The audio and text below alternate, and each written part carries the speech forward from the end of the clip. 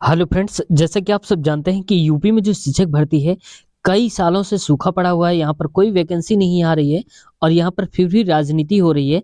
और ऐसे में एक जो खबर निकल करके आ रही है, ये है इंटरव्यू के बारे में कि जो आने वाली वैकेंसी होगी, उसमें इंटरव्यू भी होगा और लिखित परीक्षा भी होगी।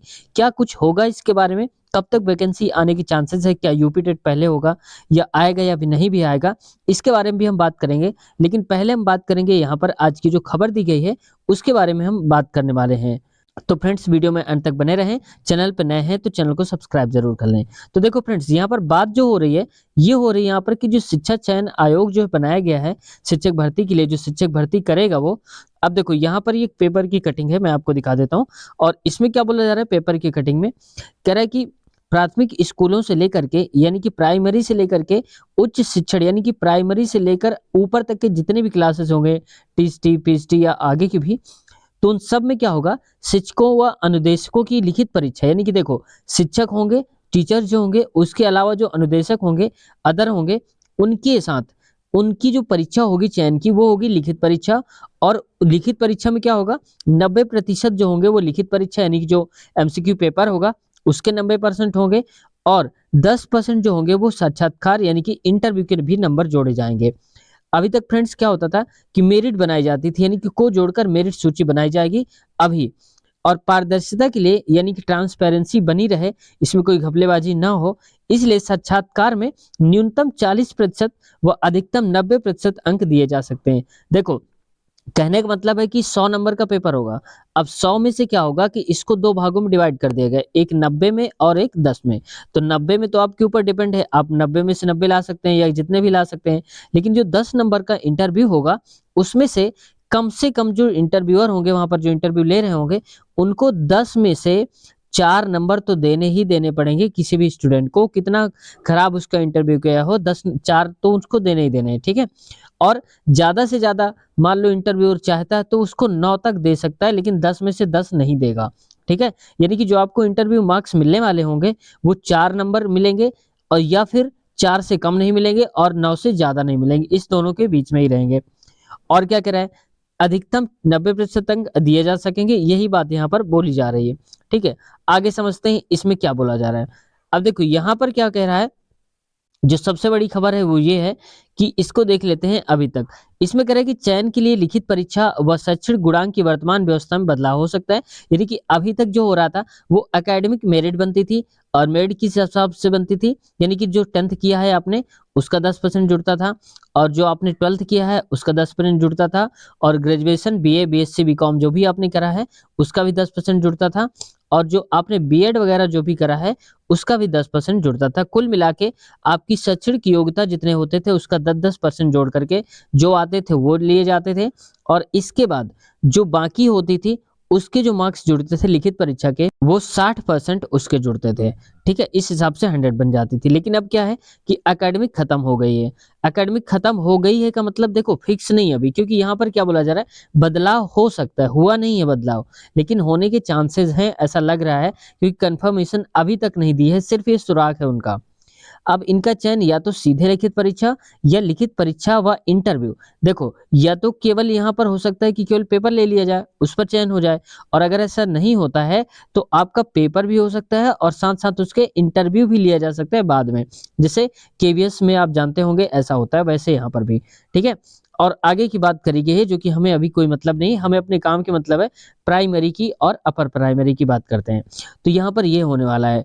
अब देखो यहाँ पर क्या होगा, नुकसान किसका हो जाएगा, अगर यहाँ पर मान लो कि जो एकेडमिक व्यवस्था है जो पहले से चली आ रही थी, वो अगर हट जाती है तो नुकसान होगा उनका जिनका एकेडमिक स्तर काफी अच्छा है, जिनका हाई स्कूल, इंटर या फिर बीटीसी डीएलएड जिन्होंने करा है, उनका अच्छा खासा गुणांक रहता है, उनके लिए दिक्कत की बात हो सकती है।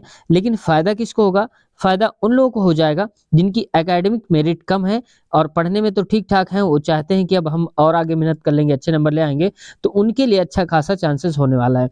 कुल मिला के फ्रेंड्स अगर हम ये कहें तो ये चांस उनके लिए बेहतर होने वाला है जो सच में पढ़ाई करके आगे सिलेक्शन लेना चाहते हैं, और ना कि किसी मेरिट के दम पर पे।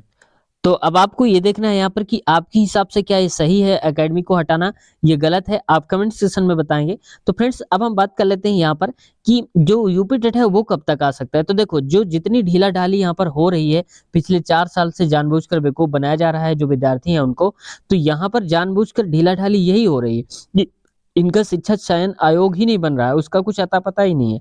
कहीं पर कहते हैं ये चयन हो गया है, कहीं पर कमेटी बैठ रही है, उनका चयन कर रही है। तो कुल मिलाकर ये अभी राजनीति हो रही है। इस पे कोई ठोस सबूत नहीं है, लेकिन यहाँ पर बोल दिया गया है राज्यपाल के द्वारा कि ऐसा आने वाले समय में ऐसा कुछ पैटर्न होगा। लेकिन अगर मान लेते हैं थोड़ी देर के लिए कि यहाँ पर अगर चुनाव होते हैं हमारे मार्च के आसपास, ठीक है? अप्रैल में मान लेते हैं अप्रैल में, तो अभी हमारे पास कुल मिलाकर 3-4 महीने का समय तो रहेगा ही रहेगा। अब इसमें से क्या हो सकता है कि अगर ये चयन आयोग कंप्लीट हो जाता है दिसंबर इस महीने के अंत तक, तो क्या हो सकता है कि यूपी टेट की जो चांसेस हैं, वो आ सकते हैं कहाँ पर? जनवरी लास्ट या फरवरी में भी दिए जा सकते हैं। और ऐसा क्यों होगा? फरवरी अगर आएगा तो पहले सप्ताह या जनवरी के अंतिम सप्ताह तक आने के चांसेस है यूपी टेट के। लेकिन 100% ये बात जो मैं बता रहा हूँ ये सत्य नहीं है। आप ये कन्फर्म कर लें। मैं अपने अंदाज़े पर बता रहा हूँ क्योंकि यहाँ पर कोई ऑफ़िशियल ऐसा सबूत नहीं है, जिससे मैं आपको झूठ-मूठ कह दूँ कि मेरे पास ऐसा सबूत है, ये आएगा ही आएगा, ऐसा कुछ भी नहीं है, ठीक है? क्योंकि अंदाज़ा पर ही बताया जा सकता है, ऐसा कुछ ऑफ़िशियल अभी तक आया भी नहीं है। अब फ्रेंड्स अगर हम बात करते हैं कि अगर यूपी टेट वहाँ पर आ जाता है, तो आपने देखा होगा अगर आपको याद हो कि 2018 में जो वैकेंसी आई थी, तो इसमें से क्या हुआ था कि जब फॉर्म निकला था सुपर टेट का तो 1 महीने के अंदर-अंदर उसका एग्ज़ाम भी हो गया था और उससे पहले यूपी टेट का फॉर्म भी हो चुका था। तो अगर गवर्नमेंट चाहती है सीरियसली इसको कराना चाहती है, पेपर कंडक्ट कराना चाहती है, तो यहाँ पर यूपी टेट जैसे ही आ जाएगा, तो ये मान लीजिए कि उसके 15 दिन बाद यूपी टेट हो जाएगा, फॉर्म आने के बाद। ये पॉसिबल है, ये नहीं कि इम्पॉसिबल है, पिछली बार हुआ भी है। तो ऐसा हो सकता है और सुपर टेट अगर चाहेंगे तो वहाँ पर हो सकता है कि नोटिफ़िकेशन निकाल दिया जाए और उस वैकेंसी को चुनाव के बाद कराया जाए। लेकिन सबसे बड़ा मुद्दा ये है कि नोटिफ़िकेशन आना बहुत ज़रूरी है। अगर नोटिफ़िकेशन नहीं आएगा तो फिर आगे वैकेंसी की कोई बात ही नहीं हो रही है। लेकिन अभी देखना बाकी ये रह गया है कि क्या सच में आने वाली है या नहीं आने वाली है? क्योंकि ये राग जो अलापा जा रहा है कि जो चयन आयोग है इसने ये गठित हो गया है, वो हो गया है।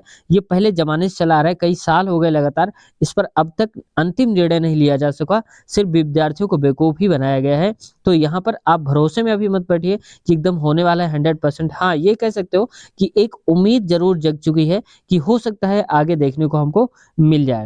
तो फ्रेंड्स आपकी क्या राय है? आपको कैसे लगी वीडियो? अगर आप कुछ कहना चाहते हैं कमेंट सेक्शन में आप कह सकते हैं। तो फिर मिलते हैं नए वीडियो में, नए कंटेंट के साथ। अगर चैनल पे नए हैं तो आपसे रिक्वेस्ट है चैनल को सब्सक्राइब ज़रूर कर लें और अपना ख़्याल रखिए। Take care, bye bye.